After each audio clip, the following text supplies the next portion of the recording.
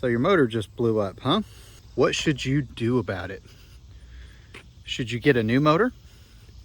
Should you pull a used one out of the junkyard? Should you rebuild the engine that you have? Let's talk about that. The engine in this 2022 Silverado is a 2.7 liter, as you know if you watch the channel. What would happen if I blew this engine up? And what happens if it's out of warranty? I only have a couple options. I either pull an engine out of the junkyard, I rebuild this engine, or I buy a new or remanufactured engine from GM. There's a lot of options out there, so what is the one that makes the most sense? The answer to that question is it really depends on you and what your desires are for the vehicle. If you just want to get it back on the road for the least amount of money, the best option is always going to be to pull a running engine out of the junkyard. That is almost 100% going to be your best option. So when would you want to buy a brand new engine or a brand new manufacturer refurbished engine?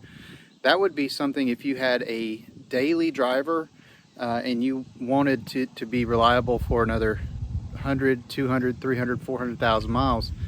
I would definitely go with the new engine from the dealership or a newly refurbished engine from the manufacturer if it's available. They're a little bit more money, probably between $2,000 and $3,000 more than buying from a engine rebuilding company. But you're going to get the best warranty and you're going to get the best factory support. So everybody always thinks that rebuilding the engine that you already have is going to be a cost-effective way of getting back on the road. Generally speaking, that's not a great idea. Here's the reason. Especially if you're a DIY person who just loves to do everything yourself, you are going to spend a small fortune in specialized tools just to be able to take the engine apart and put it back together correctly. If you already have those tools, you're at a higher advantage. But if this is just an engine that you are not familiar with, you've never rebuilt one of these, not all the tools that you have are going to work specifically for that application. You may have to get some more specialty tools. Also, you're going to have to send out the block, the head, all of those things out for machine work. That takes time. That's a specialized trade that you really can't do at home unless you just have some wonderful shop. And I'm sure somebody out there has a machine shop at home, but you want to make sure that you are prepared if you're going to try to do that stuff at home, because you can ruin this stuff pretty quick, especially the soft aluminum whenever you go milling on it on the machine that you bought down at Harbor Freight. Make sure you know what you're doing. I would send it out to a machine shop, even if you're going to rebuild it yourself. The question really is are you going to save any money rebuilding it yourself? The answer is no.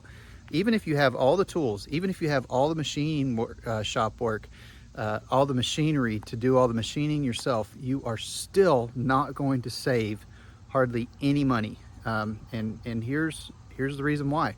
All of those individual components that you have to purchase, seals, kits, things like that, those things all add up. My son's 2.0 liter Ecoboost that we plan on rebuilding ourselves, just the parts alone are still going to be about $1,600–1,700.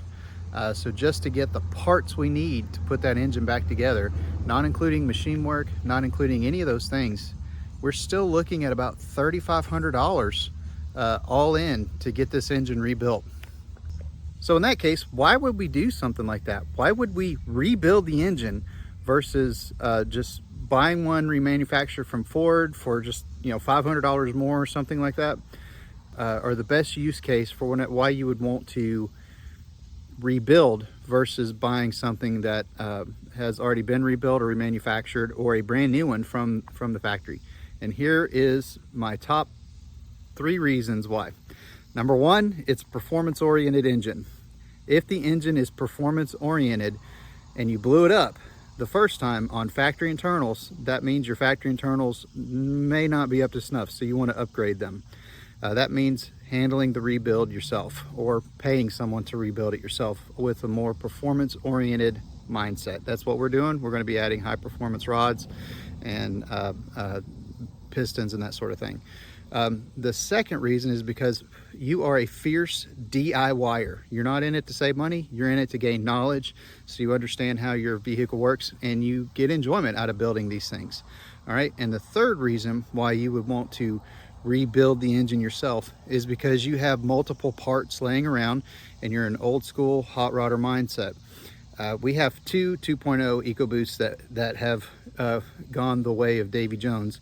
One of them has a blown piston. There's a hole in the piston, and there's another one that we just have at the bottom and let go. I made a short video about that, and you can check that out if you're interested. What the hot rodder will do is the hot rodder can piecemeal engines together to get them going for a little while. Now, that is not a long-term solution because the hot rodder knows that we're just going to blow it up again eventually, so let's go have fun with it.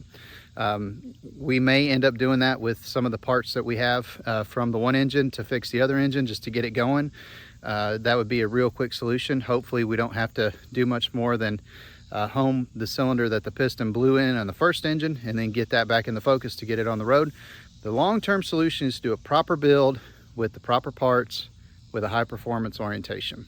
For the most part, if your engine lets go, the best thing for you to do is to either get an engine from the junkyard, that's going to be your cheapest option, or to get an engine that's been remanufactured, or a brand new engine from the factory if you need a warranty. Of course, this truck that I gave an example of, that truck has a warranty currently, not too much more of the factory warranty, but I do have an extended warranty. So I hope you guys got something out of that. If you got any questions, leave them down in the comment. I hope you guys have a great day, and y'all take care.